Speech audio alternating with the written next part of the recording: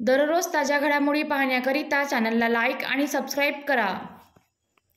मृतक रवींद्र कुडवे त्यांच्या ज्युपिटर मोपेडने घरून निघाले असता उदयनगर रोडवर बेशुद्ध अवस्थेत मिळून आल्याने त्यांना मेडिकल रुग्णालय येथे नेले असता डॉक्टरांनी तपासून मृत घोषित केले। पोलिसांद्वारे मिळालेल्या माहितीनुसार पोलीस ठाणे हुडकेश्वर हद्दीत व्यासनगर येथे राहणारे फिर्यादी हितेश रवींद्र कुडवे यांचे वडील रवींद्र कुडवे व त्यांची बहीण काजल अशोक जोगे या बाप-लेकीमध्ये मुलीचे सुरू असलेल्या प्रेमसंबंधावरून वडिलांसोबत वाद सुरू होतं।